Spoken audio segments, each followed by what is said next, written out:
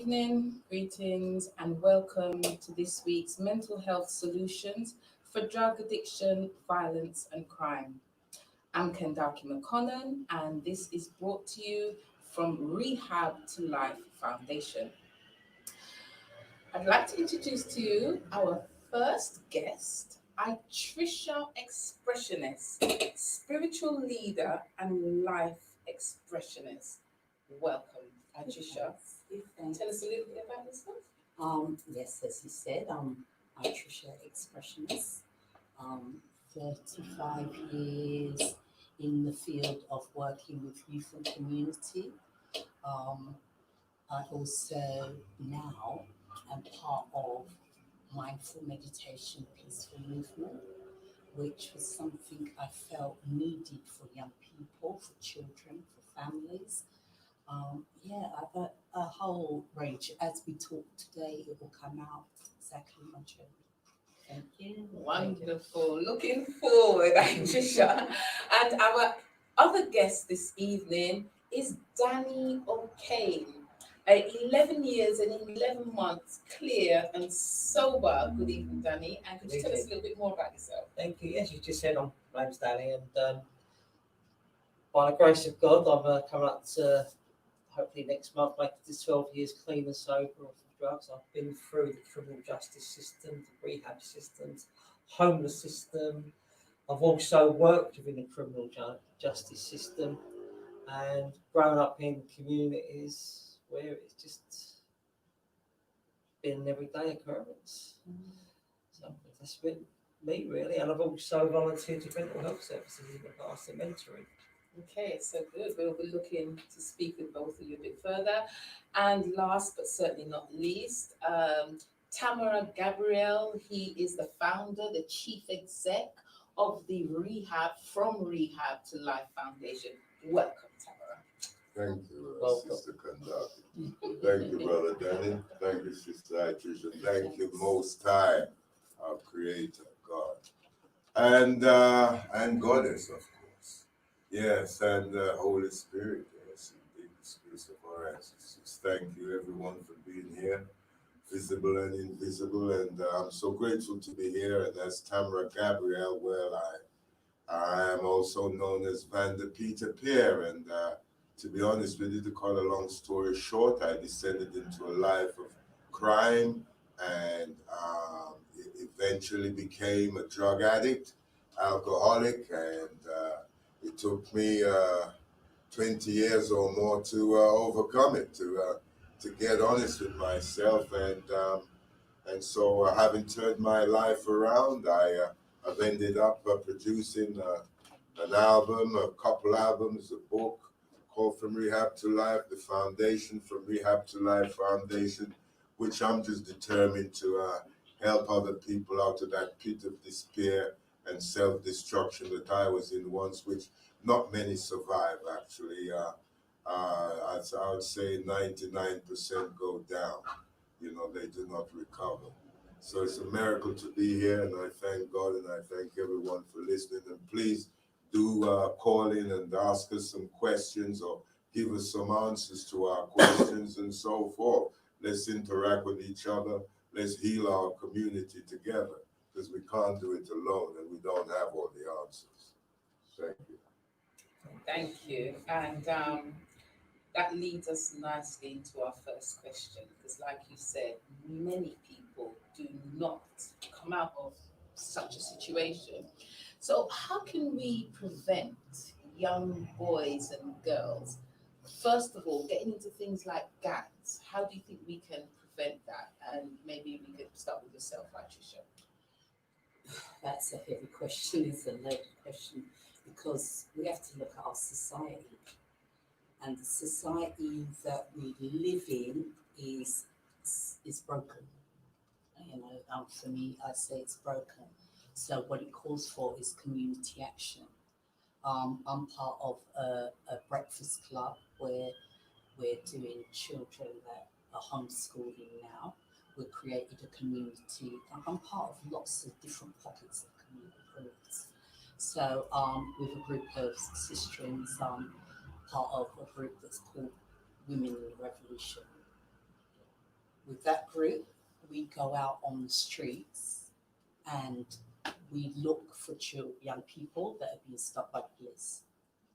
We intervene, we work as a bridge with the young people and the police to be the surrogate mother while they're being stopped. That's something that we've been doing for a few years. Anytime I could be out driving with my children and I can see something that doesn't look right.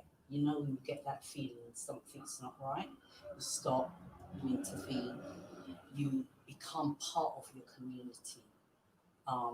That's one way, you know, for me, it's community action.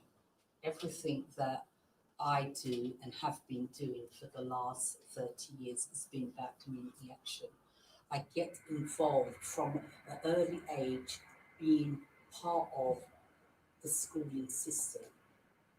If you're, if you're part of the schooling system, then you're part of the community. This is the way we keep an eye on our children together. That's how people know me. I know you. I know everybody. I go out of my way to know my environment. So then that way, I know the children in my environment. That way, if I see you doing something a bit untoward, I'm able to step in and say, oh, it's you, give you a little talking to, or even comment from parents. There are, it does look different to what it used to look like. Now we know that you can't just approach young people just off the cuff, because not all of them have grown in that way to respect their elders. When I was growing up, you respect your elders, and that's what helped to steer and help keep the container of what it would look like to support. Youth and community work, that's been my long-standing job, one of my long-standing job titles, being out in the community. Yes, youth clubs they're far and few between, but in your own local area, you can create something. We've created cooking clubs for boys to go. We find a space, find somebody that's a cook, and then find the young people, get them active, and we ran a couple of sessions where we did 6 weeks teaching them how to hold a knife, what you use a knife appropriately, cook, make stew, make pudding, So it's a range, it's about community action for me. That's where it starts, and that way you can track young people as they grow. Okay, thank you. So, Danny, if you ask the same question to you, how do you think we can stop our children getting involved, first of all, at the level of the gangs and going out there and, just doing silly things that we know are silly, but obviously in their age, they think it's, okay. I think it's going to echo what Tricia said. Well, Tricia said, communities, a lot of communities are just decimated at the moment. Absolutely decimated. It's poverty, it's degradation, it's peer pressure. There's a lot of peer pressure from leaving school to no hope. It's when you've got to leave school and you've got to go through a YTS scheme, as they're called then, or youth training schemes for £50 or £100 a week if they're lucky. That doesn't buy a pair of trainers. They look at their friends that are selling drugs and they're earning £200 or £300 a day. It's the lure of that, the excitement, the money. They see how they're living, but they don't see the flip side of it. That the consequences, what it causes to families that comes into it. I from experience, and a very good friend of mine, her son was lured into the county lines at 12 years old, a runaway, and she worried about him. She's a good mum, he was gone, and she was in touch with the police for a week, and then she gets a phone call, he's been arrested in Bristol, and he was selling drugs in Bristol. He was 12 years old. And it was that lure. He was lured into that by peer pressure. He saw other people want it. It's society and schools at the moment, social work. When I worked in the system, it was too much signpost. It was pushing someone to one department to another department. No one actually took someone to lead and say that this is how I'm going to help you. I'm going to show you a way out. It's too much tick boxing. Yeah, and dare I say, it's putting profit before people. Now, I lived in an area which was back of King's Cross, Somerstown, which funny, it was on telly the other night. It was how it's changed over the years, and it was degradation there. It was prostitution, drugs for years, well-known red light area, and then money was invested, gentrification coming, and the community was there. Suddenly got an influx of cash. As once that influx of cash came in, youth clubs that had been closed down were reopened, projects were reopened. I mean, me growing up as a child for youth clubs, there was plenty. There was plenty to go to. I could go to a different youth club. My friends would be in one youth club, I'd go to there. There'd be an youth club, but you would have like football tournaments. I can remember being a child after the first inner city riots in the early 80s, and after the Scarman inquiry, it was actually come through as the London Metropolitan Police five-a-side football competition, and it was sponsored by the Metropolitan Police. And the police used to come into your youth clubs, train you, and you actually got respect for the police. You growing up on the estate, the local policemen knew you all by names. Did that stop you going into gangs, or do you think that stopped you going into gangs? No, it didn't stop. I think I had respect. I grew up with respect, but it was that I didn't get involved in gang culture. I got involved in drug culture. I was a user, not a seller. I started using because I wanted to fit in. And it was that young age of drinking on the stairs, being secretive, hanging around in the flats, drinking, and that progression. Doing a different drug, maybe fitting with this person or fitting with that person, but not realising that no one, no one had actually took me to one side. It was because I had emotional problems going on underneath that I wanted to escape from. And that was the problem why I started it, because no one listened to me. And I didn't know how to express what was going on for me. I was a child. Okay, we will pick up on that. Thank you, Danny. Tamara, same question to you. Yes, well, we need more love. We need more love in our homes. We need the higher power in our lives. Without the higher power, all these youth centers are in vain. Everything that we build, relationships, whatever they are, without love, they're built in vain. They will come to naught. So this is why we need love now to resurrect these youth centers.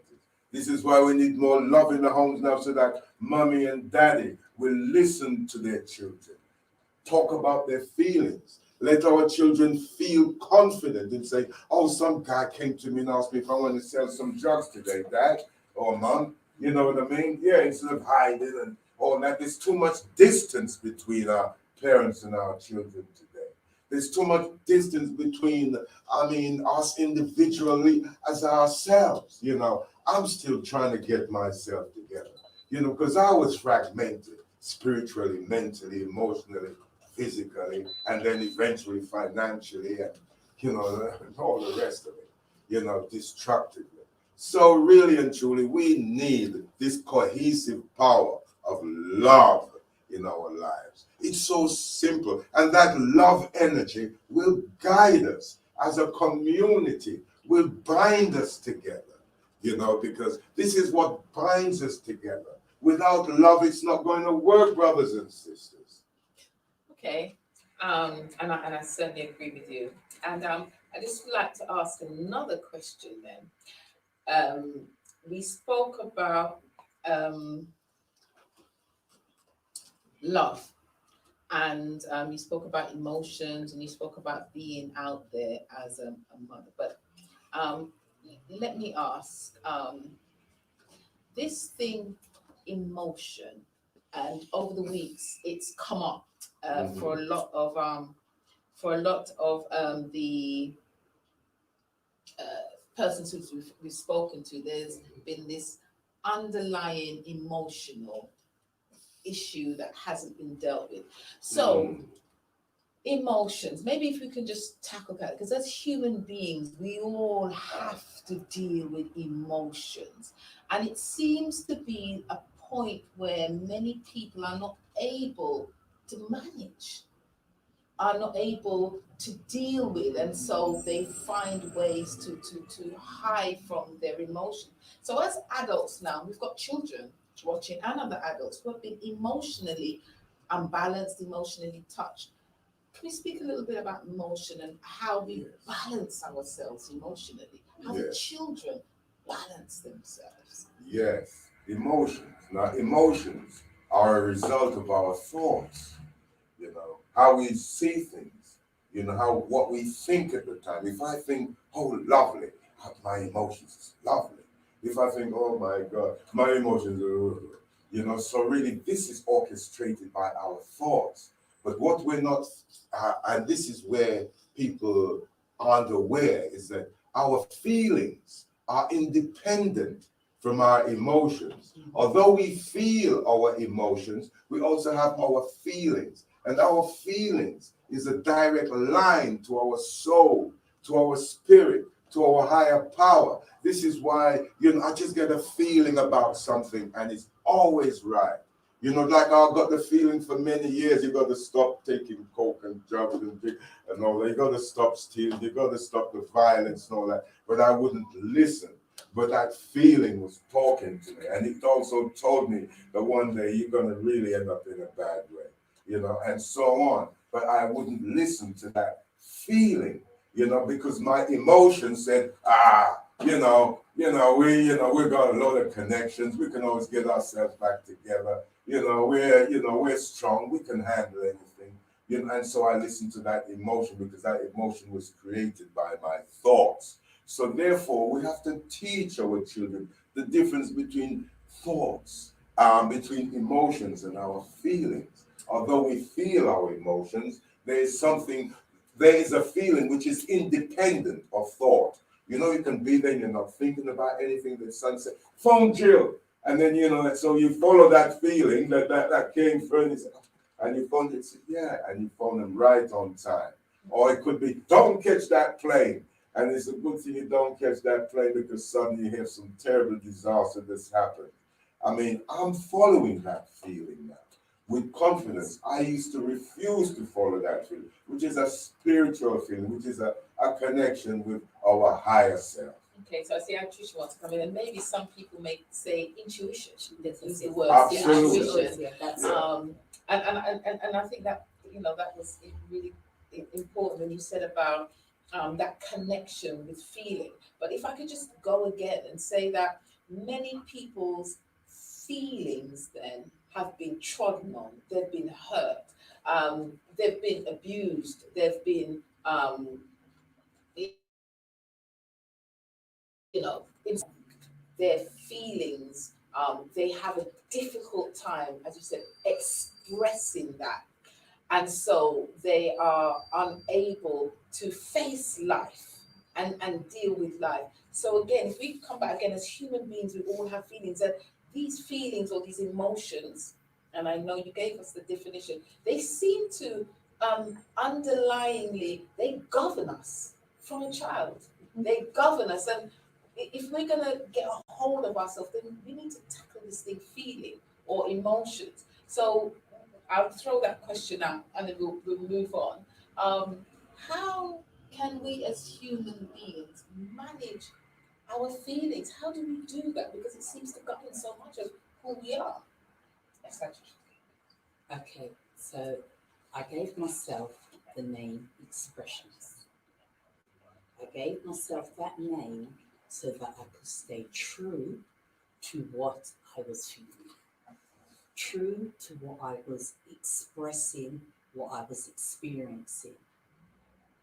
That has helped me define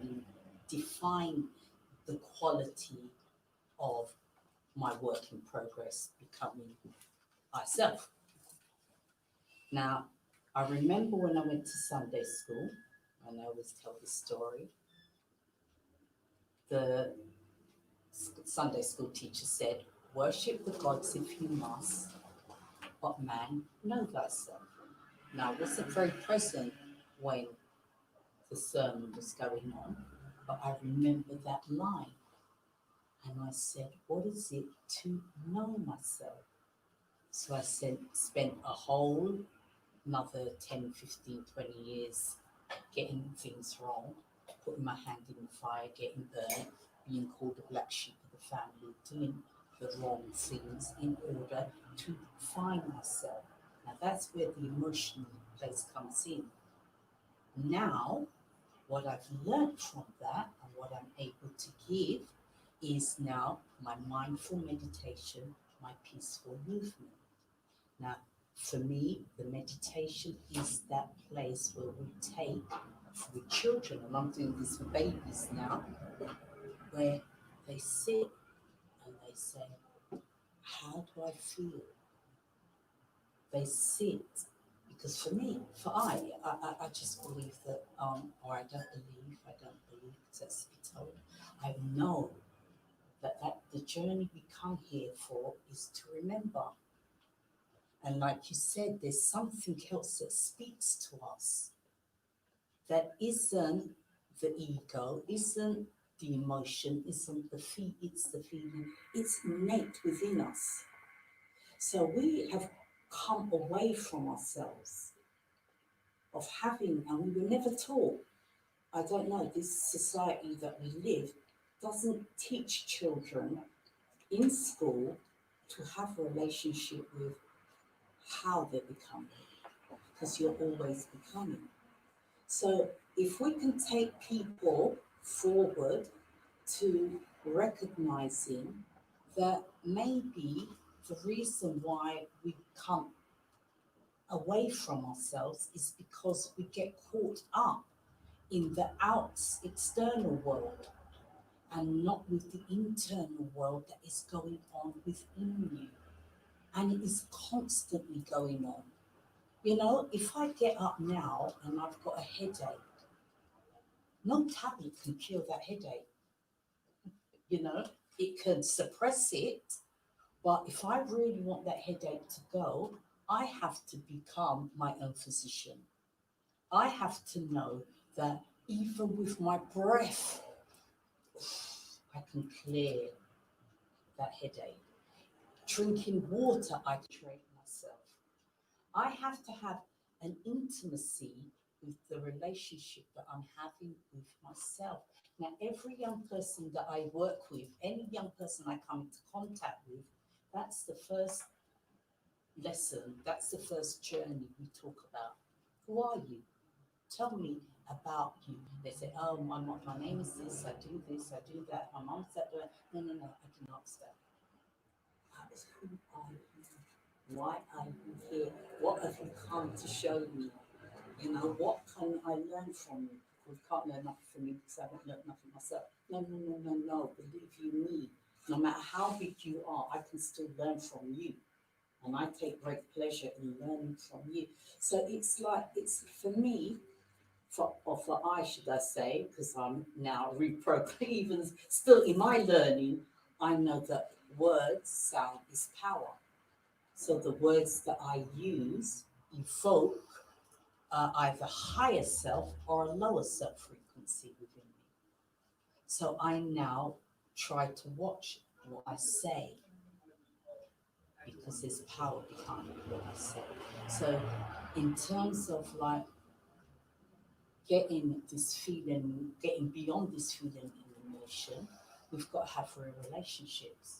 And the real relationships start with ourselves. Absolutely. Thank you, Atisha. I agree with the relationship needs to be a relationship with myself first, comfortable and confident in my own skin, and to actually come in here and say I'm feeling nervous. I wouldn't say that years ago. I put the front on, oh, well, I can do that. That's easy. It's that worries. Truth is, I'm scared. It's that, and you know, when you speak to a young person today, it's you pick up emotion. They're angry, and that's me. My strongest emotion is anger from a child. It was the one that would come out the most, and it's still there. And then knowing throughout doing the work on myself, it was how do you feel? People say, how do you feel? I say, don't know, because I didn't know how I felt. How do you feel? I would want to put it back. They felt okay, I wanted it to be like that. I didn't know how to make my own mind up. And only that feeling is to acknowledge how I feel. You know, sometimes I get, as you say, my conscience tells me. When I get that little into this voice, that's my conscience. You know, it's like playing that little record forward. You know, it's like if I am going to go and smoke this drug or take this drug, where's it going to lead me? Where is it going to take me? What is it going to do to me? When am I going to stop? I don't know when I'm going to stop. So don't do the first one. You ain't going to start. It's that is where it is with me at the moment, and knowing how I feel, because when I have a feeling, I want to change the way I feel, and the first thing I would want to change that feeling is, is be it through a substance. To say it away from, but I also come from that generation where you don't talk about your feelings, you don't tell your feelings. Like you don't go into a pub and say, I'm really feeling depressed.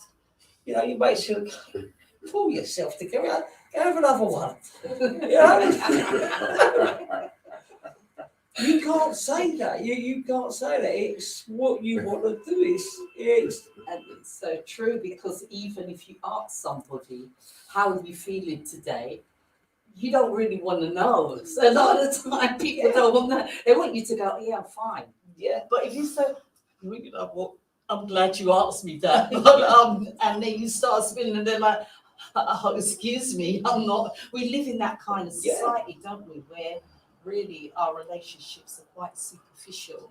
And there is still that stigma. Yeah. There's that stigma. You know, no matter how much you can say about mental health and the mental health awareness, there is still that stigma. To actually go out and say, do you know what, I'm really struggling at the moment. You know, just to talk to someone and listen. You know, because for me, talking for myself, is that I want to give that persona that I'm okay, I'm all right. No, I'm fine, I'm all right. Don't worry about me. But the truth is, inside, I need to talk, and that's exactly how I was as a child. I needed to talk, no, but I didn't know what I needed to talk about. But I just needed to talk, and it was only going through treatment and therapy that you realise that, do you know what, being the youngest, I didn't like my childhood, and this, I come from that generation was, don't come in here crying as I'll give you something to cry about. You know, that was the exact words that was said to me. You know, and that's how I took it from. You know, it was survival of the fittest. So you don't show your weakness, don't show the side of the weakness. Thank you. So, just so that we can kind of get from here what we've just shared. So, some of the things we said was about, with our children out there, parents becoming more active in the community, going out there, seeing what's happening, getting involved in the system, whether it be the schools, whether it be the youth clubs with our children, making our presence felt. That's certainly come out, more community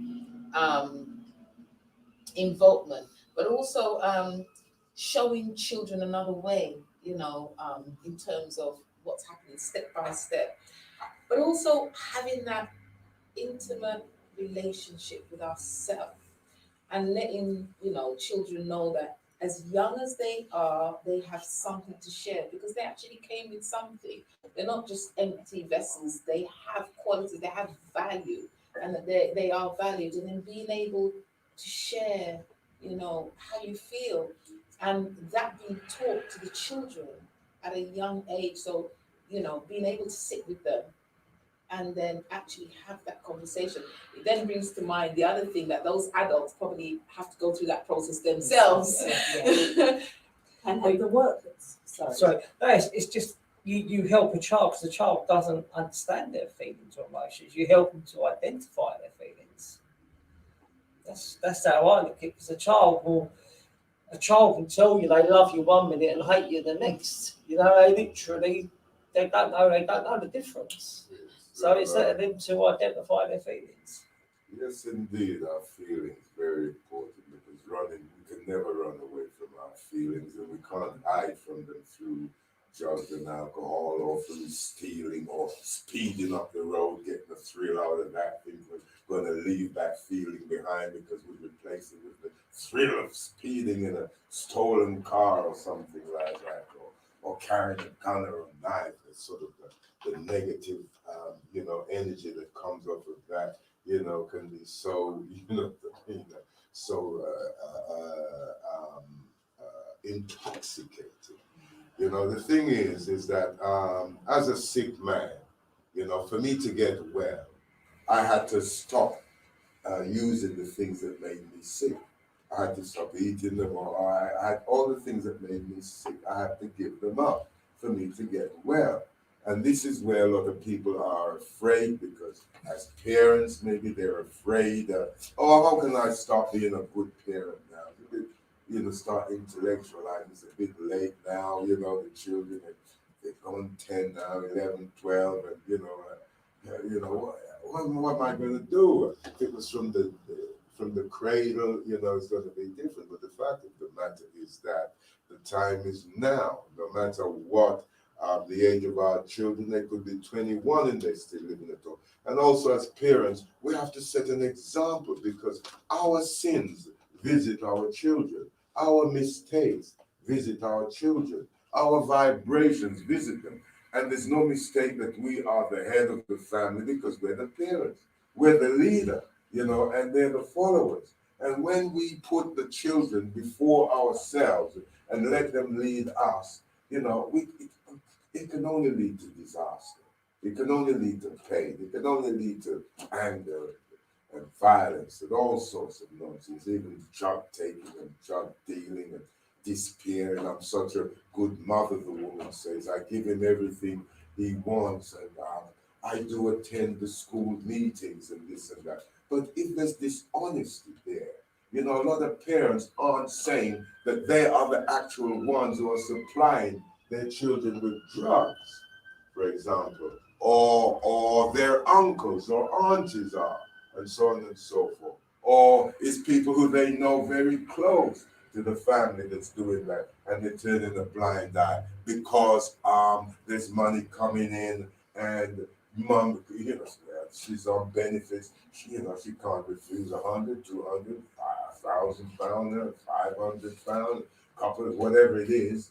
And that is intoxicating as well. But all we're breathing here is a breeding ground for murder, for violence, for dishonesty, for imprisonment, for mental institutions and death. That's what with all the thought of getting that Mercedes and all this and that and all the vanity and all the rest of it. But really, the reality is that, it's a land of the dead, because all those things that are attained from drug dealing, from any sort of dishonesty, any unclean living, they are dead things. They're not out of love, they're out of selfishness, they're out of insanity. And really and truly, we as a community, we just have to be honest, and instead of turning a blind eye, we have to find the courage And I think a lot of people today, they don't have the courage to speak up. Like you said, sister, you know, the mentality of a lot of youth today, they say, hey, stop that. You might get stabbed yourself. Even other youths are intervening as a peacemaker, and they're ending up getting murdered. Like Yvonne Lawson's son, who died when he was the peacemaker. However, you know, I myself, I ended up in that situation. A youngster on a bicycle was brandishing a knife, and he had this big youth, twice his size, cowering and scared, hiding behind three women. And you know, and I went up to the guy, and then there's that little lower self voice saying, "Oh, you don't want to get involved there. You might get stabbed yourself." You know what I mean? I say, "Well, you know what I mean." But I just kept walking, and you know, I did the loving thing. You know, I did the community thing. I did the right thing. You know, which takes courage. You know, and we get that courage through the power of love, of unconditional love. Well, you know, he may have to have a stab at me, but all the same, I'm going to talk to this youth. And when I talked to that youth and I put my hand on his shoulder and I looked into his eyes, it's like as I could see that he missed his dad. This is what his dad needed him to do. I said, what's the matter, son? And he said, oh, that boy's been bullying me. You know, and you know, I said, what? And I said, you're twice his size. And I said, you should be protecting this little boy here. You should be ashamed of yourself. And there was no response from the big boy because that was true. And the fact of the matter is that what I saw there was the lack of love in that boy's life. That's what he needs. And sometimes, all right, there may be absent fathers and absent mothers, but I can play a fatherly role. My brother Danny here can. Sister Tricia here can play that role as a mother or an auntie. You know, we're all mothers and aunties and uncles, and you know, that's not just in word. Let us practice it, brothers and sisters. Let's not just talk it. Let's look out for our children. Let's not be afraid, you know, because this is where things have gone wrong. And can I just add that, you know, 95% of young people out there are good people. They're all young, beautiful young people. I don't know bad young people.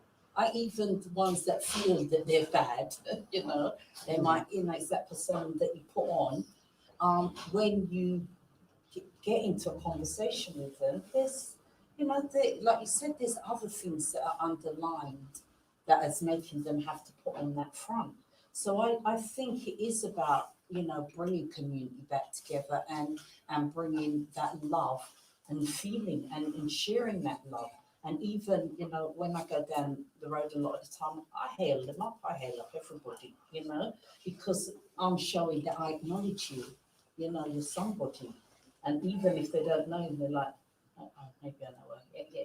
But you're breaking down that because if you are of love, then you can spread love, you know. I mean, one of the things that I just wanted to add was that I do a lot of work in schools. And one of the first things I always say to young people, and I do it wherever I go, and even adults, so I say, who's your first best friend? And they start naming other people. And I said, you have to be your own first best friend. Do you know? If you're not a best friend to yourself, you can't be a best friend to somebody else. So even in saying something like that, it gets us thinking. I think it's the language we use. I think it's the way we've been, you know, conditioned to be in. Now we can change things. At least listen to it. When you ask a question, listen. Don't just dismiss them or just let me listen to you. And show you here. Yeah, I'm listening. I'm here. Yeah. Now that's interesting because love is definitely a word and definitely something, but there's another evil or another love, and it's this love of money, fastest, lots of things. How do we prevent our children, you know, running down all of these things? Is money? How do we stop that? Because this is love and this want of that. How do we prevent our children fast money? You know, what can we do? Well, we've got to slow our children down, you know. We've got to show children, look, listen, here's a plan. What would you like to be? Okay, you want to be a great actor? Okay, so I had to wait 10 years. You're going to probably take about 10 years to get there, you know. You know what I mean? We start training them with the word patience and put it into action. We teach our children to wait when they ask for something and say, no, you got to wait till the end of the month or at the end of the year or 2 weeks' time or tomorrow, whatever. We teach our children to wait for things so they become patient, you know, in themselves, you know, and reward their patience. With all this fussing, oh, I gotta have this, and my friends have I gotta have it now. You know, we gotta cut that out and stop being in competition with this materialism, which is material insanitism. You know, really and truly. You know, because even my daughter is finding a hard time to come to terms with with that. You know, she's struggling herself, and I see it, and it's. She's not an isolated case, you know. So really and truly, everything we've got to learn to wait. I remember I was taught to wait as a child, but somehow I broke away from that later on in life, because what happened was that everything that my grandma taught me was shattered by the violent abuse that I suffered when I came over here. I was traumatized. From heaven, suddenly I was living in hell, and these were supposed to be my parents. They're supposed to be better than my grandma. You know what I mean? But my goodness gracious me. But yeah, so anyway, like I'm saying, we have to nurture patience in our children. So we have a plan that this is what we do, and then from there, we're going to have to save up this money. That's going to take us a year or two, and then we're going to do this. And then we're going to get you into that college, and then after another 2 years, and then you have to have a little job on the side, but we'll also feed some finance your way to supplement your income. And then after that, we'll go and get a little work experience from Joe Black store, Mr. Blackstone over there. And then you can go out and do your journalistic endeavors. And then from there, we and from there, we'll apply for other jobs, which is even higher afield, and this is going to take 10 years. And so therefore, so the child, he said, yes, okay. So they're ready now. They said they're 18 now, so they're looking by the time they're 28 or so, they're going to be, what they would like to be in life. So, but even younger than an 18-year-old, because by the time they're 18, they've already got a lot, they're looking for the trainers, they're looking for the money. So, well, the same thing applies. The same thing applies to a 2-year-old, No, you got to wait till dinner time is at 4 o'clock. You just had something to eat 2 hours ago. I'm sure you can wait another 2 hours more. These things, this is how we discipline our children. Every time they want a haircut, stick it in their mouth, and then you get a big, flat, obese child by the time they're 7, 8. They look like they weigh more than a 12-year-old, and all that sort of thing. There's a lot of that going on. So you're allowing the child to be upset. If he's upset about something, fine, you can be upset. That's part of life as well. So, Adrisha? Yeah, there are many ways. I mean, what we're doing now with the Breakfast Club that I'm supporting, we're encouraging young people, like I said, we're having conversations with them. And in that, we're finding out what skills they have, what are you good at. We've got one of our girls, she's designed her own T-shirt. They were doing tie-dyeing, so at the Reparations March, they were selling their tie-dye. So, we're paying back compliments to them. So we're building self-esteem and self-worth. And when you start doing that at an early age, then, they're less likely to be looking out on other roads, there's a number of different things that we have to, that we can take threads from. I get it, some parents are really stressed out, living, it's hard to live off of the bare minimum now. Do you know, there's, so families, maybe if they don't have a great budget, then they have to become creative in how they feed their family, how they pay their bills. But they still can do that together. They can still get children to help to budget, we used to do this thing, we used to say, well, if you've only got £20 to last you the month, how are you going to make that last?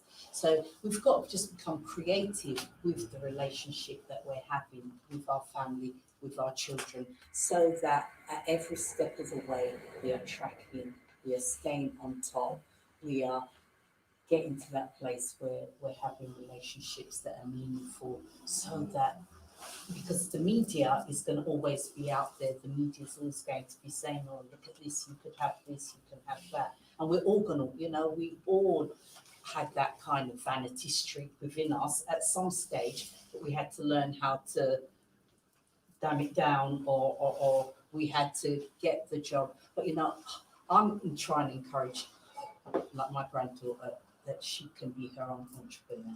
I'm trying to have big conversations with her because I know that out there, the social media platforms now, we've got a lot of children that are multi-millionaires from doing stupidness on YouTube, There's ways, it's a double-edged sword now. So with one way we've got to look, there is still that poverty level that keeps on wanting to take us back down, but we've also got a new world that's been created that if you can get on board, then there's opportunities.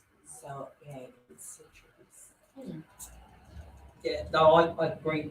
Breakfast clubs are a brilliant idea. I mean, there's lots of families that can't afford to feed their children, and I think the big campaign at the moment is free school meal to carry on school meals during the Christmas holidays, which is something that I call for. I support. I left school in 1983. I was already a young kid. I was already smoking. That was at the height of Margaret Thatcher's Britain. You were actually leaving school with no hope, no job. So there was no training schemes. There's no apprenticeships. What do I do? And we've sort of like come back to full circle. We're back into this situation again, and there's a lot of children that are coming out of deprived families who are very educated, very clever, got a lot of intelligence, who that intelligence is actually being missed. These are the people that you need to reach out and say, there is another way. You're an intelligent guy. Well, you've just got scored, 11 GCSEs. You can go on to university. As Tamara said, it's going to take time, but you can go to university, become a lawyer, become a doctor, become an architect, or you can go and start selling a bit of weed, then they're doing 7 years in prison. What do you want to do? It's that way, but a lot of it comes back to parents, unfortunately, that role model and example comes from the parents from within. Because if a child has got a parent that say that in front of the telly all day, TV dinners, what do you want for dinner? I'll go, there's a couple of pounds, go down to McDonald's. Or I've got to sit down, cook, have family time. It's things that are missing. I mean, I grew up and it was a Sunday roast was the big thing. We would all get together on a Sunday. The flats that I lived in, the estate, all you smelled was Sunday roast dinners cooking. That's all you smelled. That community, you went in, you knew where everyone was. That's missing at the moment. That is really missing at the moment. And that's what saddens me, because it's people from that class difference. You're being from a council estate in South London to somebody coming from Knutsford in Cheshire, say, they've got more chance. And that's the sad thing about it. It's you're put into this bracket. And that's where children sort of think, well, what hope have I got? I ain't got no hope at all. Where with the Breakfast Club, you're actually reaching out to those that, you know, there is a way out. You know, you don't have to follow this road, but you can follow your dreams. What do you want to do? I want to sell a bit of wheat and huh? Now, what do you really want to do? You know, what do you want to do? So, what might be a train driver? Okay, if that doesn't work, what else would you like to do? Give yourself a few options. You know, dip your toe in the water until you find something that actually appeals to you. What's your interests? Mine was, I mean, I to me, I think the common language of me growing up was multicultural, and on building sites. When I've been on building sites recently, it's the common language is football. Even guys from like Romania, they don't understand each other's language. When we mention football, we know what we're talking about. You know, and straight away that barrier's down, and it's. And this is what I think. It comes down to communication. Okay, we're going to be going to a break soon, but let's just look at some of the things. So you were just talking about having common ground, communication. We spoke about having, you know, a plan. You know, speaking to the children, having a plan, but also this thing about them teaching the parents, teaching them patience. You're not going to get everything now. So once you inculcate that into the child from they are young, they grow with that understanding instead of this, you know, you get it now, you know. So again, parents letting the children basically grooming them for life. Yeah, grooming them for real life.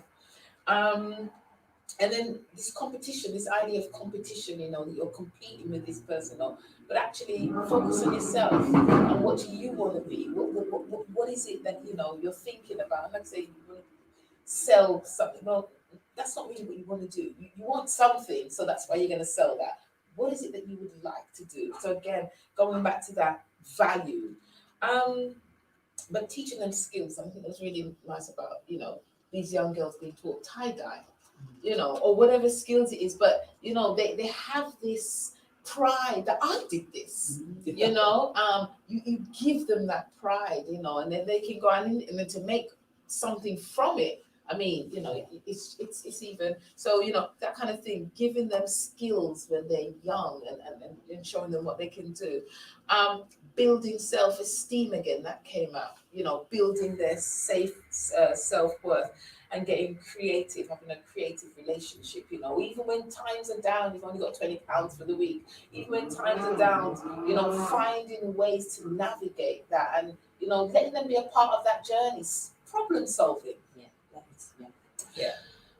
A lot of things are taken for granted today. And then I think that's where the problem is. It's taken for granted. It's endless. But my friend's got this. Why can't I have that? So we haven't got the money to do that. Yeah, when I was growing up, I was the youngest. I had the hand-me-downs. You know, it was just, you know, a Sunday roast dinner. You had bubble and squid the next day from that leftover dinner. You know, and dinners were planned during the week. You was on a budget and you lived on that budget. Yeah, we have to be honest. Yeah. We have to be honest. Honesty is an integral part of this, an integral part of loving, you know. Honesty, you know, we can't afford it. Honestly, and what we're going to do, we're going to take a break now, Yeah. and then we'll come back at the top for the 5-2. We'll come back and then we'll pick up from where we left off. We want to thank you for listening, and we will see you on the other side of the break.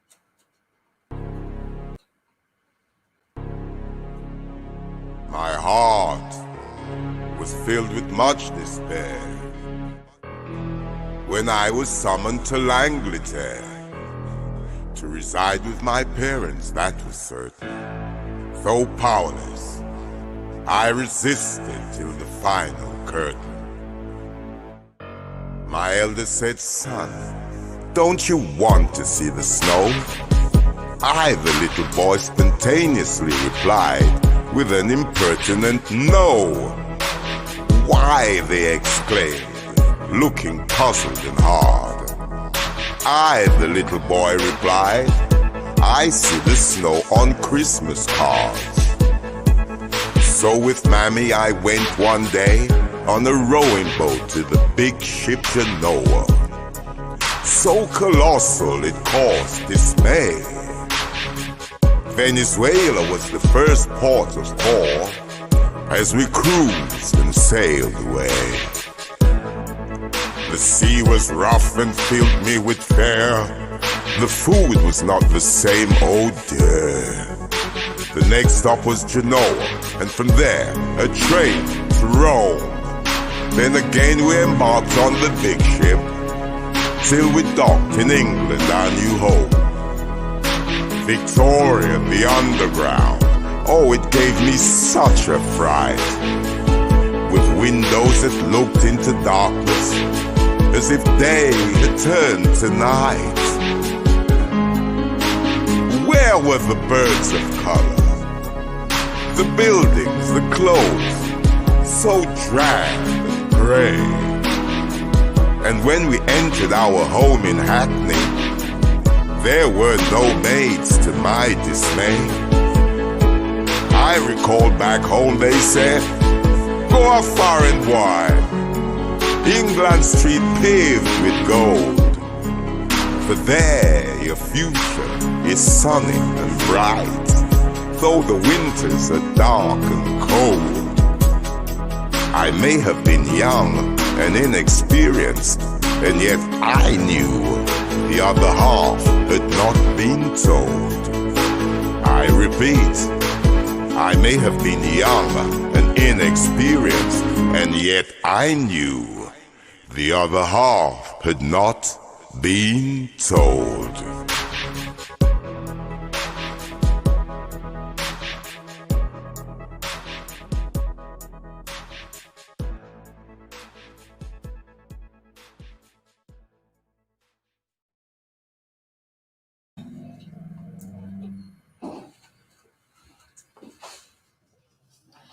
Welcome back to part 2. I think Tamara has a poem or a reading for us. Yes, I have a poem. Okay. And the poem is entitled The Absence of Light. As I slipped into the darkness at the dawn, in boxes only, by the riverbank, yet somehow I never jumped in, although the voice that beckoned me from the water was enchantingly convincing. As trains rolled into the station, my back was glued to the wall, so I wouldn't fall or dive, thus keeping myself alive. I was hanging by a thread instead of a rope. My mortality clung to a glimmer of hope. I wasn't that innocent, having brutalized men and women for pride and money, let down God Almighty, myself, friends and family, and many members of society. Remorse, resentment, regret, guilt, and shame, with feelings and emotions that have no name, that which I could never, ever explain. Accepting life on life's terms gave me the balance and gave me the peace I needed for the power of love to be released. A self-centeredness gradually became deceased. Cleansed with confession and forgiveness, I was no more a prisoner of the past. Now became the only place to be, with the future always looking bright. Now I know the darkness is always the absence of light. Thank you. So, yeah, thank you so much. Really powerful. Okay, so we're going to start back with some questions for the panel, and I think it's quite apt that we talk about the darkness, and we have to speak about and tackle some of the more darker side of what's happening as well. And we know that, sometimes part of this gang culture, there is this whole thing about rape. What can you do to prevent this kind of behavior, this kind of gang rape that happens? And it does happen, and we talk about protecting our children. Um, who should we throw this one out to first? Anyone can take this one. How do you? Well, I'll go ahead and once again, our sons and daughters, need to feel loved. They need to feel so loved. And the fact is, a lot of these young girls, they're looking for love, and at the end of the day, we're all looking for love. And if they don't feel loved, the chances are is that they end up in situations where they may be raped or they are raped, especially when they're hanging around with someone who's part of a gang or hanging around with a gang in general. So it comes back again to self-esteem, low self-esteem, lack of love of self, lack of knowledge of self. We have to bring up our daughters and you are royalty. You're a goddess, my beautiful princess, you're priceless, and really and truly, we also have to bring them up with principles and integrity. Not this, oh, well, you can go on the pill and start having sex when you're 13, 14, or 15, or whatever, blah, blah, blah. No, no, no, no. We're going back into the ancients of days. We're talking about not having any love making in your life until you're married. After marriage, you consider this thing. And the same thing for the boys. You want to go and having sex, you live in one room, you don't have no money, you don't have nothing, and you're going around and having sex. You too, you know what I mean? You wait until you're a man, a proper man, you can provide for a child, and then you qualify and get yourself married, and then you qualify to raise children. Until then, we can't trust you if you say you're just going to live together. It's not good enough. That commitment isn't strong enough, and so on and so forth. And so we have to bring them up with that sort of spiritual awareness, and connection, so that they have some self-worth and live it as parents. And, we have to set an example. But obviously, if we had children out of wedlock, there's nothing we can do about that. But at least we show our wives or even our girlfriends, whatever the situation is, the maximum respect, the maximum love, and consideration and kindness and compassion and forgiveness. These things there, because a lot of girls, they go because they haven't been forgiven by their parents. Oh, you naughty girl, this and a girl where you, blah, blah, blah, blah, blah. They run out there and they say, something they're not getting raped and so forth. Just by simple things like that. We mustn't reject our children. We mustn't make them feel lesser than. We must always make them feel, more than. Okay. But certainly, we're talking about maybe 12, 13, 14-year-olds, who are doing these, perpetrating these acts. And I heard what you said about the girls, but the boys are the ones who are perpetrating these acts. What do we do? How can we turn these boys thinking around that when they see a girl, whether she's out there and she's just as confused as the next person, the fact that he thinks that he can violate this young girl, I mean, it's the mindset. What can we do to help to change this mindset? You gotta respect your mother, love your mother. We are gonna teach the boys to love their sisters and their mothers, their aunties and so on, and grandmother maximum respect, and show them that any girl out there that you meet, they're like your mother, they're like your sister, they're like your auntie, they're like so-and-so. Give them the maximum respect. We don't beat girls. Like my grandma, she told me, she said, Vanda, used to call me Vanda then. Don't beat women. If you have an argument, even if they're wrong and they slapped you and they show you up in public and they just stained up your brand new, expensive suit and all that sort of thing. Do not hit them. Okay. Walk away. From them, I get that. Walk And Trisha, away. how would you address that?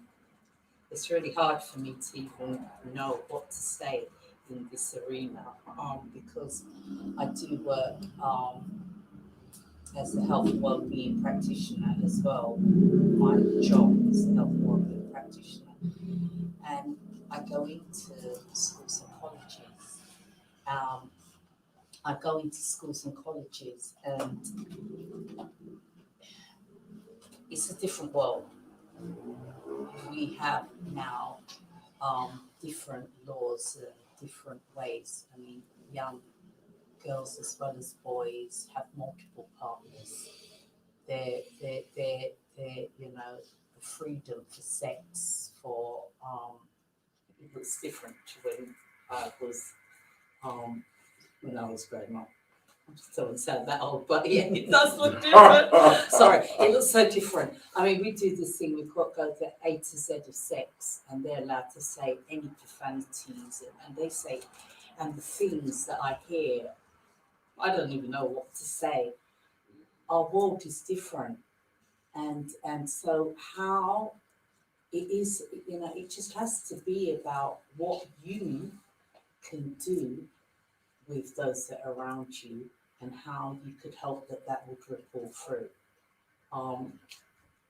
Young women, I always, whenever I do condom distribution, I do that as part of my job, and I'm surprised at a young person that might come and get 8 condoms one week and then 8 the next week, and they, so and then talk about the multiple partners that they have, so sex has become freely in our society. So it's not going to be those values of what we had then that we speak. Yes, it might be if we've still got that connection with our daughters, with our sons. Definitely, my sons know about respecting women. I remember my son saying that he went out on a date with a girl and she came and she had all her chest out. She had all that, and he said, "Do something, cover up. Is that how you carry yourself?" And he said, when I look at the standard from my mother. My mother doesn't go out dressed like that. So for me to see a young woman doing that, and he told me this, and he said, and she said to him, well, most guys expect me to look like this. And, that's how it is. And he said, well, I'm not one of those guys, So it's what happens around the dinner table, if there's still any dinner tables out there. It's about making those meaningful conversations in our community, with the young people. Now, I like to empower young women. Young women, I do empowerment workshops. I go into colleges for International Women's Day, and I talk about what it is to be the power of a woman. I know my grandmothers as being powerful women. I know that the women that I have in my circle are all powerful women, We come from that. But that comes with grace. That comes with that acceptance of grace. That comes with that, that royalty. And how we bring that back into young women, and how we give our young men something that makes them feel like a man. That's work in progress, and we're all responsible for it. And certainly I hear the idea about, those who come from a home where, mother respects herself, the father does, and they get that.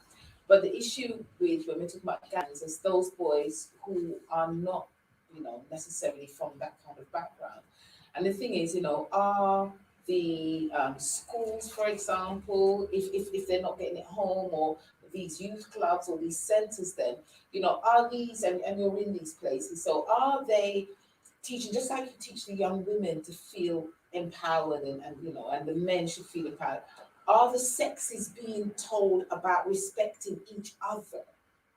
So that the men are understanding, so just like the women are feeling, the men are understanding that actually this is the value of a young girl. This is what it is, what it means, and understanding that is any of that outside of the families, because unfortunately, as we said, many of these young people are from broken homes. They themselves, haven't been grown. So again, within the system, are these conversations being had? They're being had, but they're being had in a different way because they have been had in a different way. And like I said, it's not my way. It's not with the values that I know the work that I do, so I can only speak for the work that I do for some of those that are in my team, but we are living in a different time. I remember doing youth and community work 25 years ago, and we didn't have so many labels. We didn't have depression, didn't have, so, we've got over 300 different labels now, so where are we working from? That's why when you say that for us, we have to now create a new narrative of what it's going to look, what does well-being really look like now?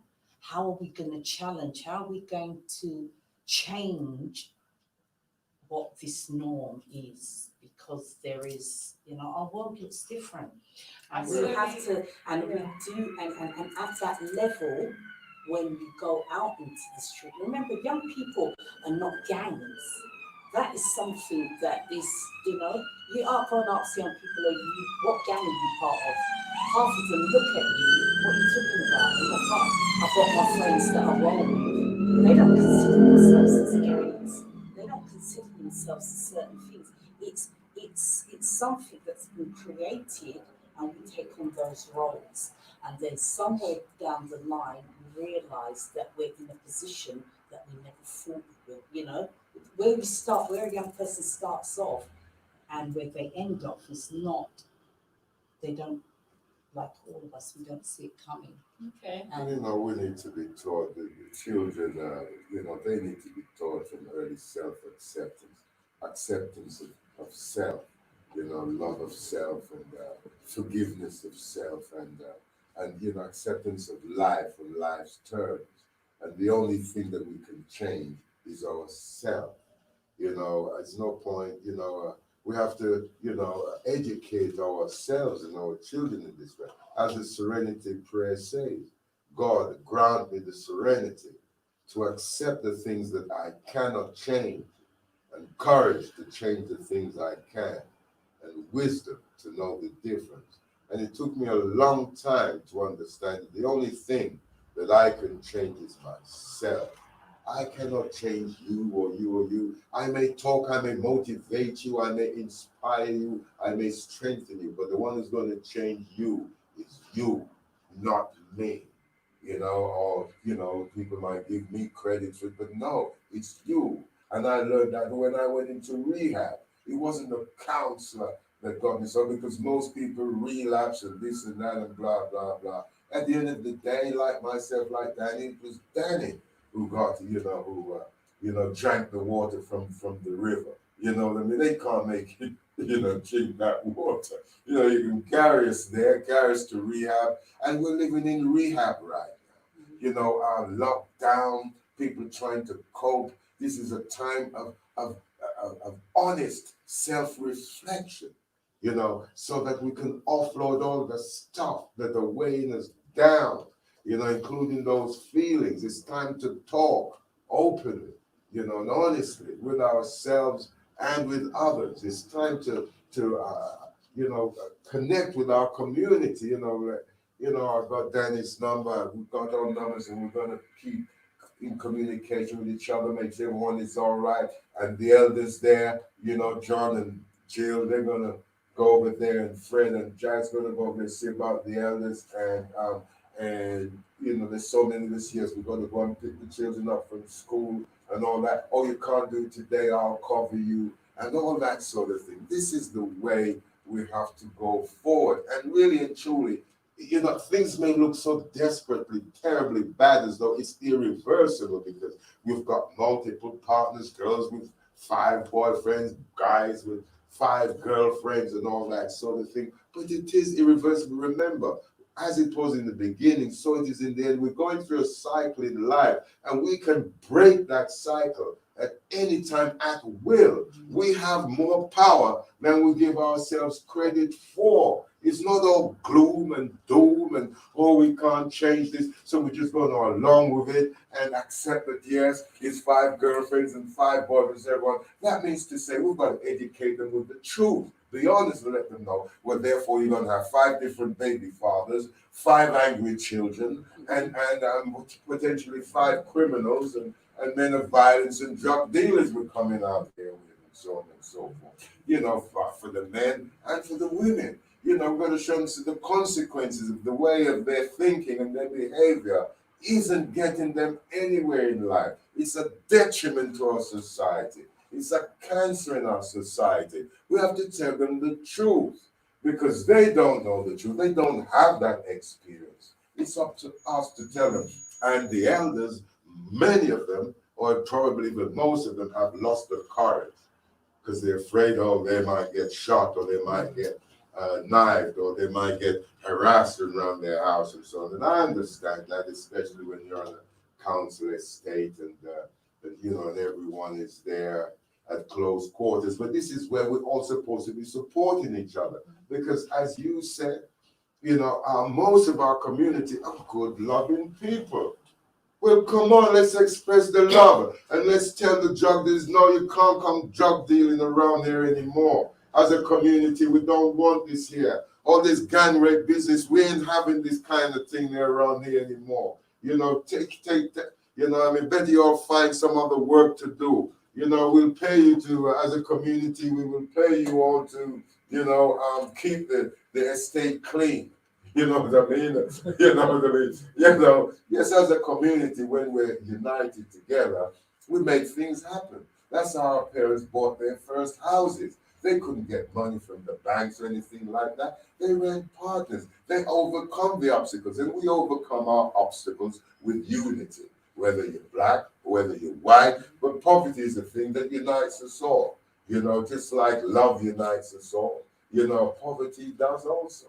You know, and so this is what we need to do. We mustn't lose hope and think that this is irreversible. Of course, it can be reversed. You know, it can be turned around. It's within us. We have the power within us. You know?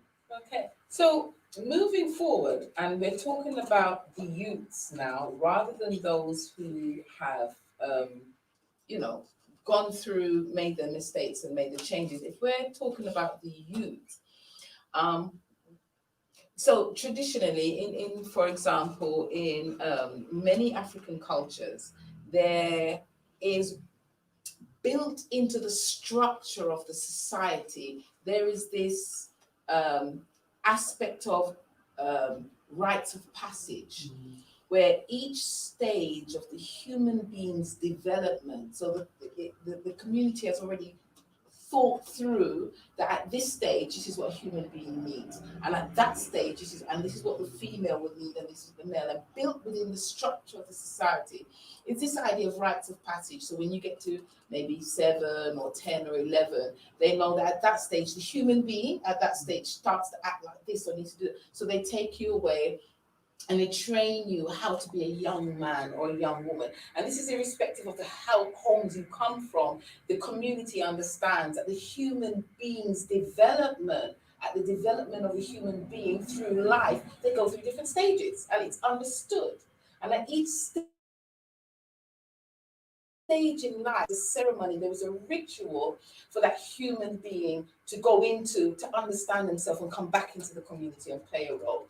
And that's something, you know, we've been in the West 400 years or so, but we've been on the planet hundreds of thousands, not millions of years. So that is something that has been part of our culture. Now, that's not really in our culture, except that we have certain groups now, like maybe the Manhood Academy and other groups that are trying to put this back into the community.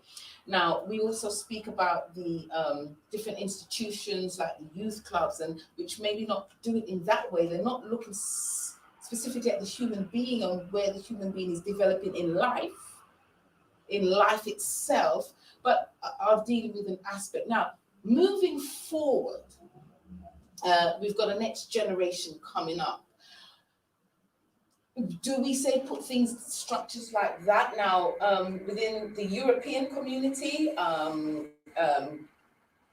Was there a way that at different stages of the child's life they used to, and I think it's quite good that we actually have, people from different backgrounds here, because we do come from different backgrounds, and how each community, because that's the reality. We're in a London, which is a hub of different people which come from different cultures. And how did those cultures deal with the growth of a human being? How did they manage these different stages of human being? And that's where we're at crisis. If we're saying that, groups of young people are coming together and violating each other, there's drug abuse, there's alcohol abuse, there's violence.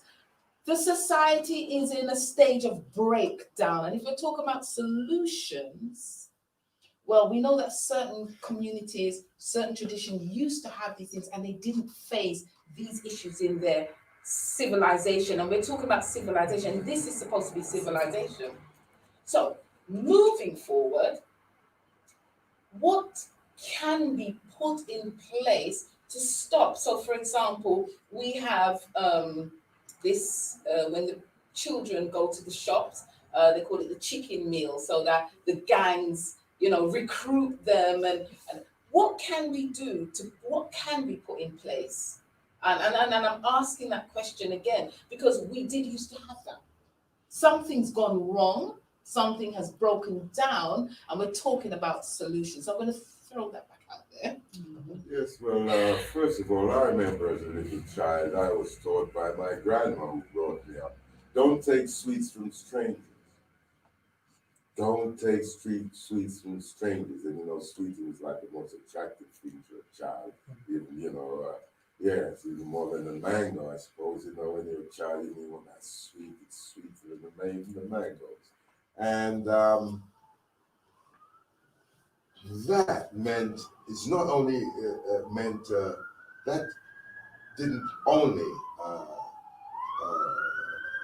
apply to sweets, but also to food. You don't take food from strangers, you don't take any, in fact, you don't take nothing from a stranger. Full stop. Full stop. It's as simple as that. And this is the way we were brought up in when I was a little child, and we need to bring back that sort of mentality, because that in itself would cut out a lot of this.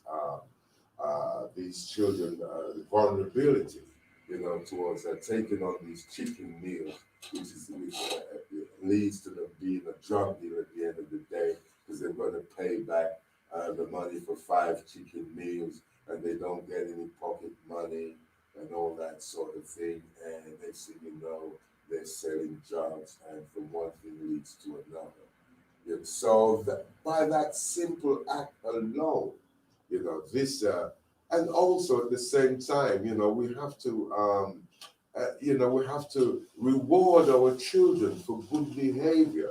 So you're doing so well, and all that sort of thing. We reward them. There's not enough rewards, for children with good behavior. We also have to teach our children that, to always tell us, they can always confide in us in anything whatsoever. There's also some children that they can escape their home. They want to escape what's going on at home. Absolutely. And when they get that opportunity to run, no matter what age, they want to run because of what's going on at home. You don't know if it's a broken home, it's broken home. And getting back a lot of, be it with respect for women, a lot of it does come from the music that's out there today is actually teaching them not to have any respect. A lot of girls are getting confused with sex and love. They don't take it. It's natural. It's normal, and that's where people have like come from broken home and they've got 3 or 4 different fathers coming in, father figure, and they want to escape. They want to get away. And I know that because I said at the start, I had a really good friend of mine. She's lovely. Her house is spotless. Kids are spotless. But her 12-year-old, he got lured, and he was missing for a week, and then she got a phone call from the police in Bristol. Now he's come from Dalston to Bristol. I'm not And he said, what was he surprised. doing? He I'm was not selling drugs. And surprised. she said, why? He went, money.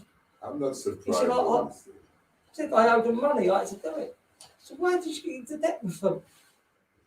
You see, a lack of spirituality in life. You know, we've drifted further and further and further away from our Creator. To be modern, to be this, to be hip, to be apt, to be politically correct, to be whatever it is. You know, we've distanced ourselves away from our Creator, you know, over the decades. And I've seen it in my life because I've been around a while now. And I've seen it in our society. And as we become more and more godless, so the society becomes more and more godless.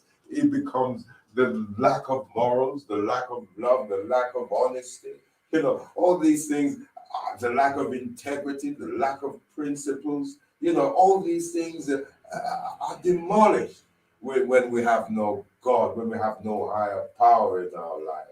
When you want to close all that down and introduce and have maybe a computer tell you what to do. You know, a computer that has no feelings. It can't feel what I'm feeling. You know, I mean, how can it counsel me about my feelings? What does it know about feelings? What does it know about compassion? What does it know about love? Except what I tell it. You know, and we coming from a place where we've got something better than a computer within us. We've got what we call, people will be very offended, God. You know, we've got a creator with it. We've got a spirit that has no beginning and no end. You know what I'm saying? Yeah, it lives out of time and space, and also it lives in time and space within us, without which we cannot walk, we cannot talk, we cannot move, we cannot breathe. We are nothing without that power, that divine love power, in the source of all life, living and healing and so on. And we're running away from that. Look, oh, what can we do? Oh, yes, let's wear a money in Versace. Oh, yeah, let's get millions of pounds. Oh, yeah, let's have a big rave. Yes, let's take some joy. Let's, you know, all these different, you know, there's no solutions without God, without our Creator, without a higher power in our life. And this is what's missing. It's absolutely missing. And no matter what we do, try to build without the higher power in our lives, we build it in vain. It's like building a castle of sand, or, you know, on the sand. As soon as the wave of life comes in, it just comes to nothing, you know. And this is what we're running from. We've got to return to that. People are frightened to talk about God. People are frightened to wear crucifixes. People are afraid to write in the application form, yes, I'm a Christian or this and that, because they might not get the house or they might not get the job and all that sort of thing. This is what's happening, brothers and sisters, and we consider the deterioration that godless society has brought upon us, upon our children and the parents of our children, upon the governments who are supposed to be guiding our country, and so on and so forth, even upon the teachers who can't teach with the vocation that they used to teach, and so on and so forth. The lack of that. And we live in a very cold place. And so therefore, things like rape and all that sort of thing are easy to commit nowadays. You know, people don't feel nothing about it. Whereas one time it was such a big shame, man, you know what I mean? You better, you know, a rapist used to go and live in Scotland if they did anything in London and all that sort of thing. Now they just come back into the same community. No one's going to report it to the police because it's the police is that situation. It's your word against their word. Yes, well. I think that's interesting because we, you know, there certainly is this aspect of, you know, godliness, this idea that, what's an idea? The reality that the communities now that we're living in, the world is becoming a very not Ungodly. nice, ungodly place. And then very much there's also the young and the innocents. So, they almost like they're preying on the innocent. So this young 12-year-old somehow has got himself into debt, probably didn't know how, but these manipulators are on the road taking advantage of these young people. He's got himself to, and now he's got, and they can use the thing, right? If you don't want to come around and I'm going to do this to your mom, or I'm going to do this to you, but and this poor child, so it really is crucial out there. It really is crucial. You also have some may be mentally ill, some maybe not. And I think the first week when we had a brother who said he used to actually be a drug pusher on a big scale in the projects, he would actually look at the homes that these children came from. So they're actively out there, looking for ways to exploit people. And he would, look into the fridges and see, oh, these people don't have any food. And so he would know he can exploit this particularly. So persons who are mentally ill or who are maybe vulnerable, again, you find these drug dealers are going in and able to take over the homes and turn them into drug dens. How do we protect people like that? Because here we're talking about an innocent young man, because sometimes we actually think that these children are bad and they've gone out there to county lines, but actually they've been manipulated, some of them. Again, how do we protect the innocent? How do we protect our children? I when years ago I worked for on housing estates, and I saw it constantly. And dealers would go from one vulnerable, they would close a crack house down on one area, literally they would go to 3 doors away. And it'd be someone else, same situation, in the mental health system, vulnerable.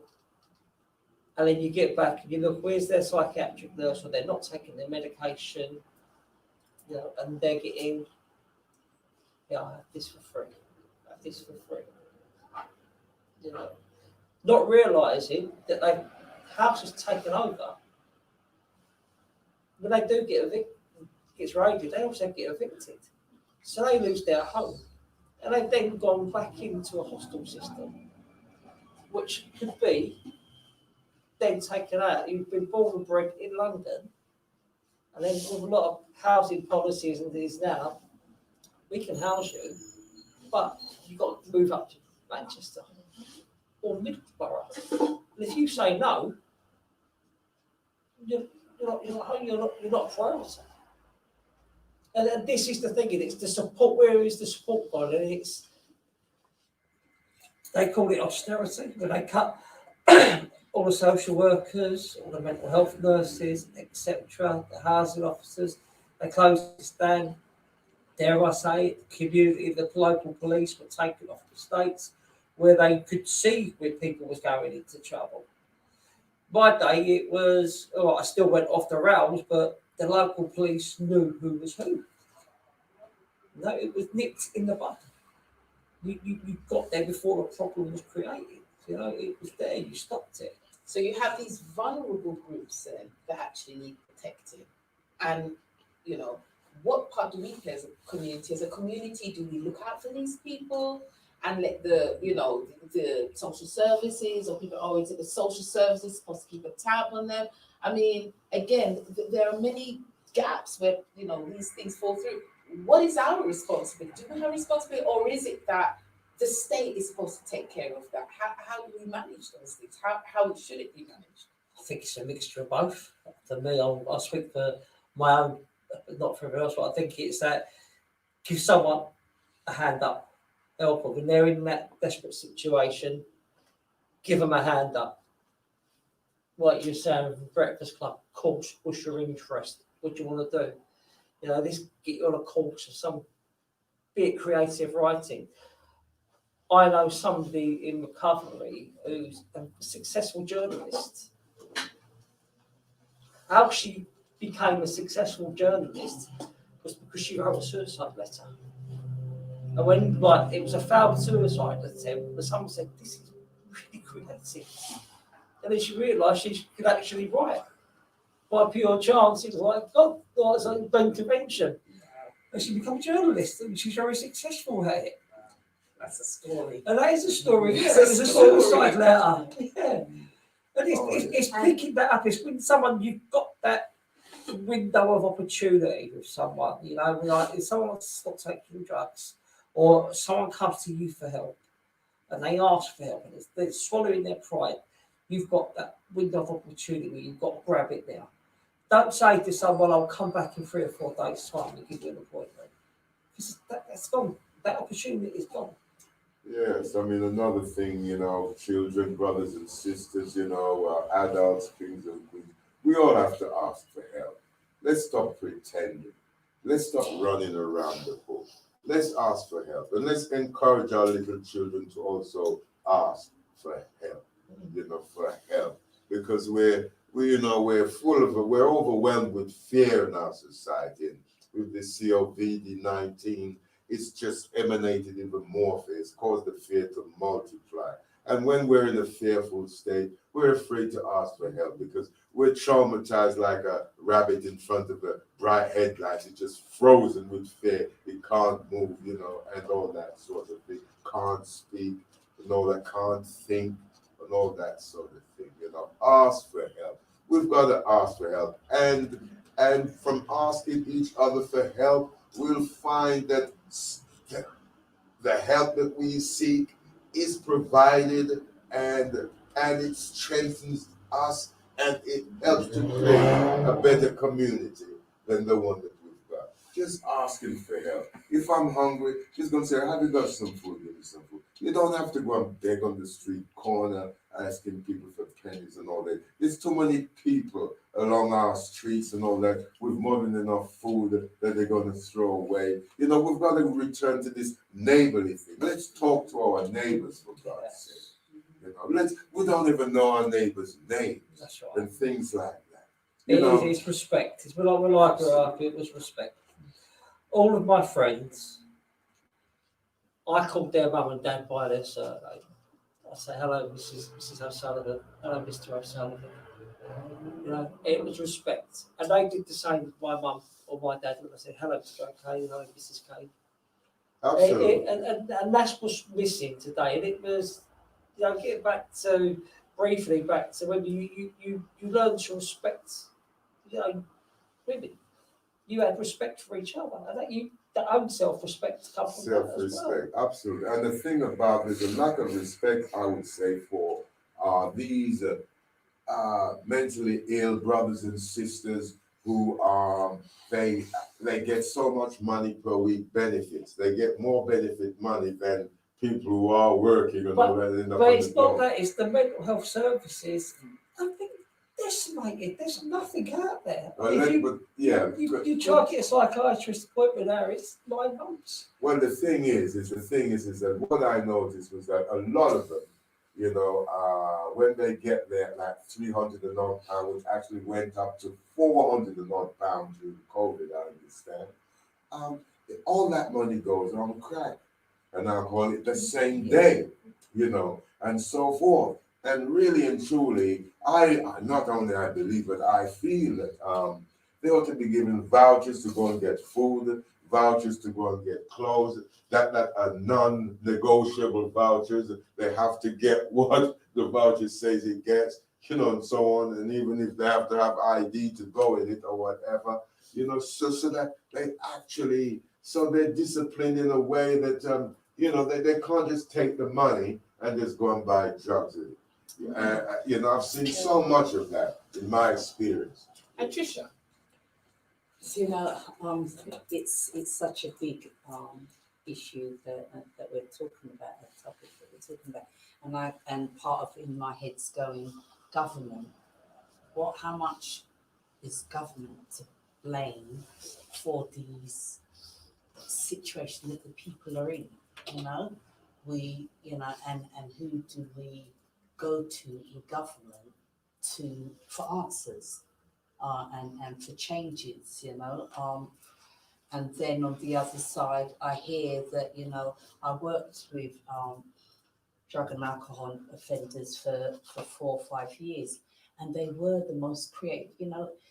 There isn't a lot, our world is not filled with nasty, bad people to some extent, in some places. Like I met so much creative drug and alcohol offenders, people that wrote, that could run a business, had they not got caught in that trap. Yeah. So it was like I used to create life skills programs with them, and there was so much that is come out.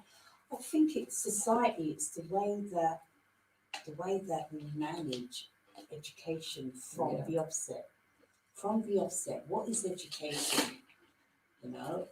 I remember once reading, education is to design a mind to create a character, and we've got certain characteristics that get played out, and we can't seem to get rid of these trends of behaviours.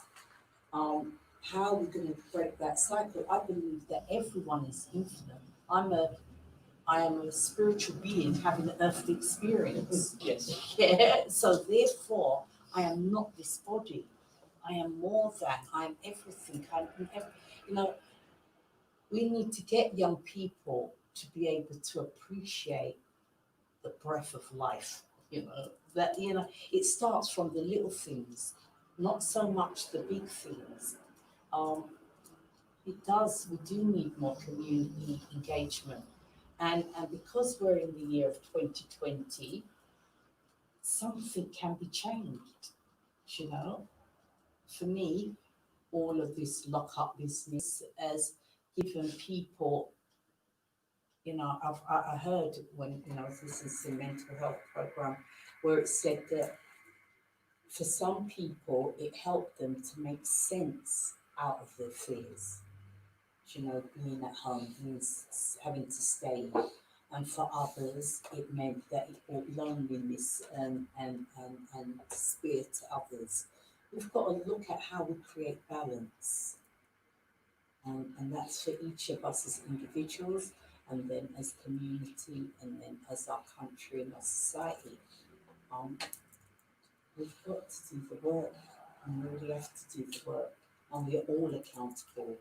We are all responsible for each other, and those are little things, the qualities that we have to instill in children from early, that they are responsible. My children are responsible for me as much as I'm responsible for them. I'm not the one that here know it all. And that's the relationship that I try to give and spread in the work that I do. I only speak for myself. Absolutely.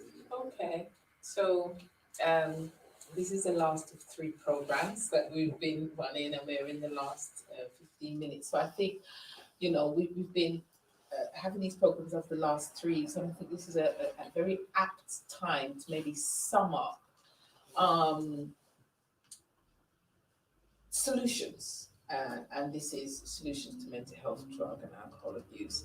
So if I ask each of one of you to maybe just sum up and give us maybe your top 3 key things that we can do, or we can suggest, or that our listeners who are out there, be they young children, young adults, older adults who may not have even dealt with all these issues that we're doing, because they've got all this stuff going on that they haven't dealt with.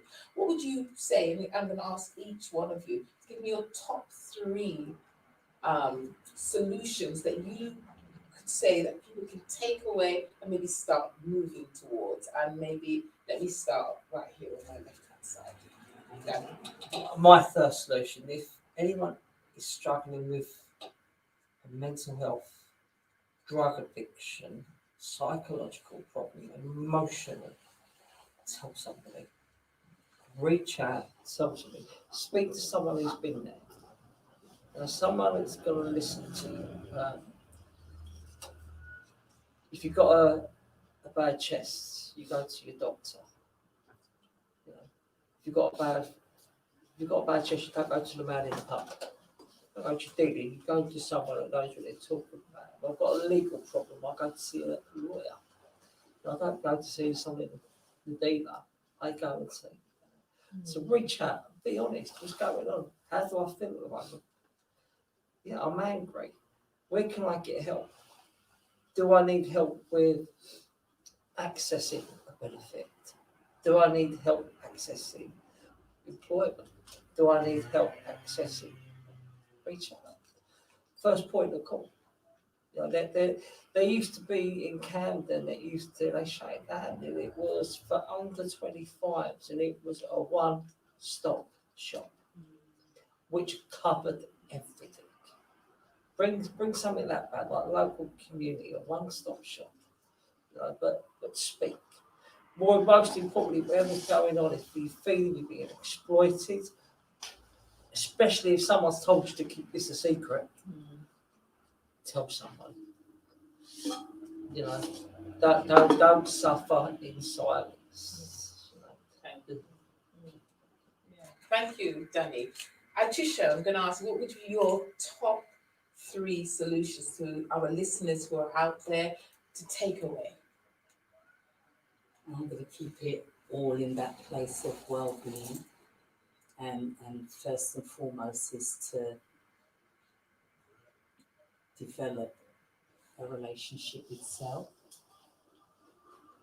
learn to seek to know where those feelings and emotions are coming from. That would be my first thing, would be, you know, and love yourself, you know, love yourself. Love your good, your bad, and your ugly part of yourself. You know. Second thing I would say is, you know, we are not alone. We're not alone. So, you know, you are creative. We're all creative beings. So find a way of coming together with someone else to build your community. The community doesn't have to be 30 people, it could be 5 people. That's a little step of how to build a community where you can look out for each other and look out for each other's children. That would be the second thing. And then take your power to seek after those that say they're in government. You know, if there's something that's not going well in your community, find who your MPs are, you know, so that you give yourself a voice and that you help to keep your environment clean. Thank you. Okay, and Tamara. Yes, well, I would say have a higher power in our lives. We need to have a higher power in our lives. We need to have a relationship with our Creator. You look at the car, it's oh, that's a Ford made that. Oh yes, that house there. Oh yes, what's his name? Mr. Heels and Son built that house there, and so on. I look at the sun, the moon and stars, or the earth and the trees and so on, and human beings and so on, the rivers and so on, and I say, well, this is God's creation. This is God's work. You know, I look at a Picasso. I say, yeah, that's a Picasso. That's a Monet, and and that's a Constable, and so on and so forth. I don't know many African artists' names. I'll have to learn a few. You see, it's what I was educated with. You see, it's coming out. You see, so this is another thing. You know, we've got to. Apart from the higher power, you know, which helps us having a relationship with our higher power, getting close to nature is a way of doing that, and so on. You know, loving ourselves, getting in touch with ourselves and with our feelings is a way, a pathway to having a loving relationship with our higher power. Because without that, we're not going anywhere. You know, it's like the electricity. Without that, you know, we couldn't run this thing here today. You know, so we can talk, but without a higher power, it's just not happening. And And of course, love ourselves. Love, accept life on life's terms. Let's be grateful. Let's be thankful. And with that love comes forgiveness. We talk about love and people straight away they think about being in bed with someone and all that. No, we're talking about loving ourselves, eating properly, going to bed at good times, so early to bed, early to rise makes a man and woman healthy, wealthy, and wise. And it's true. All these little simple things, clean and tidy up the place, and all that. Make sure you wear clean clothes and things. Love yourself, look after yourself. If you've got a plane there, don't wait till it gets excruciatingly bad. Go and see about that. Find out what it's about. Look after ourselves. Because if I can't look after myself, I can't look after anybody else. And really and truly, and let's be honest. Let's be honest. Because without honesty, without honesty, it's like, let's face it. All the problems on this earth is through lies. The lies. We fell from grace through lies. We ran after lies. And so we have to stick with the truth. And let's just stick with the truth, and we'll be living in the solution, and things will just come to us intuitively.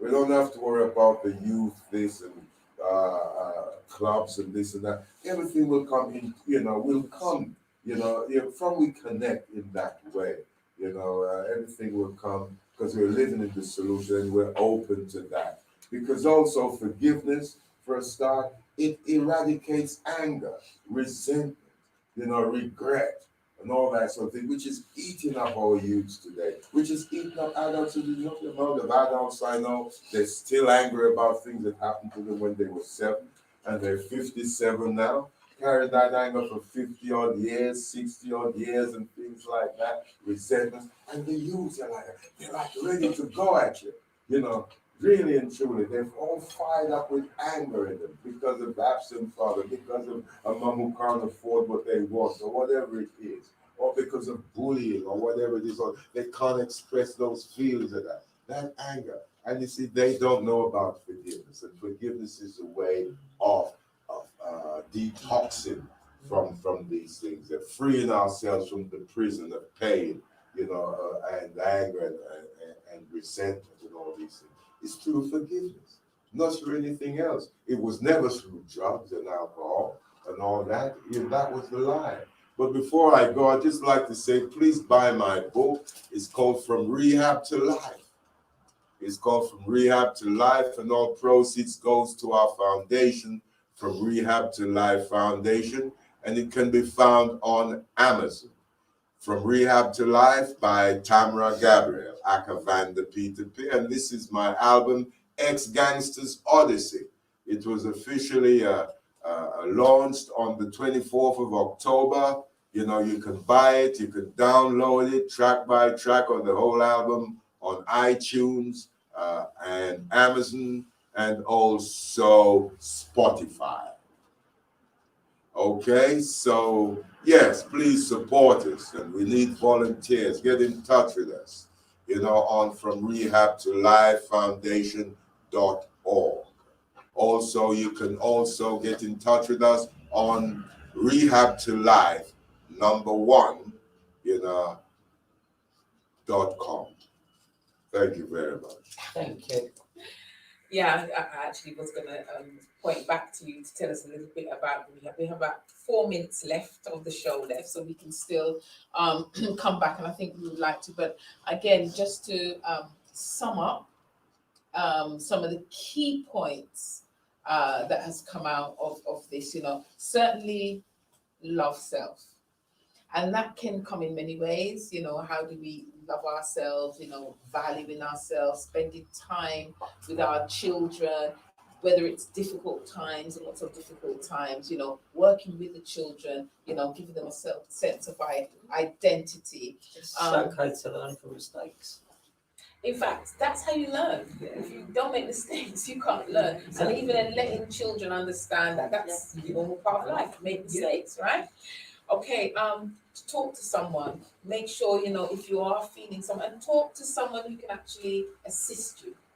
Don't talk to the wrong person, don't talk to your friend, and then your friend's gonna go and tell another friend, and it doesn't help you because now you're feeling bad because they've got your name out on the street. Go to someone who can, and don't feel bad about doing that. Find someone, because we all need to share at some point. So that idea of being honest with yourself. It was interesting when you spoke about bringing back this one-stop shop. So here we're now talking about external services, and I think which we didn't mention, but both of you have been in, gone through their programs. We have organisations for people who have gone through alcohol, drug, and abuse. Places like the AA, which and different organisations that have people working to assist people who've gone through, and helping you to get real with yourself. So, that is so important. With the lockdown quickly, when the lockdown first come in and every NAAA meeting closed, within the matter of a week, there was over 200 NA meetings open on Zoom, which people individually set up, which was amazing. And you think these are all prison, abuse, alcoholics. Within days, that support network was there. There is a meeting access 24 hours a day, 365 days a week, and that's all set up by an addict and an alcoholic. And wouldn't that be great if we had some kind of structure or infrastructure that not just where youths could go to, so other things, this idea of 24 hours a day. Yes, it would probably take volunteers. You spoke, Trisha, about members in the community becoming active and not allowing fear. And I think a perfect example, and I think it's a great note to finish on, was this woman whose little niece told her about a girl being kidnapped. She went out with her mother. This guy was so big, he could have taken her out in one blow, I'm sure. But she was determined that she was going to find out from this little girl whether you knew this man. And she saved, and just to hear the words of that child who was absolutely traumatized. And I think that highlights that we have a responsibility. The government, the powers that we do have a responsibility, but as you said, Tamara, that's out of our hands. We can elect people, we can hope that, with those who vote, we can hope that they do their job, but what's our responsibility in the home and in the community? I'd like to leave the last word to you before we close off this evening. Well, 07960 976 920. You can call me directly on that number. I'm at your service. I'm willing to help. Or let's help each other. Let's work together, whatever the capacity is. We need to come together as a community, and so this is my message to you. Talk to me, please. If you've got a problem, we can work it out. Just call me on 07960 976 920. Or you can go to From Rehab to Life Foundation.org or Rehab to Life #1.com. Okay, so you've been listening to Mental Health Solution for Drug Addiction, Violence and Crime. I'm Kandaki McConnell. Thank you for tuning in.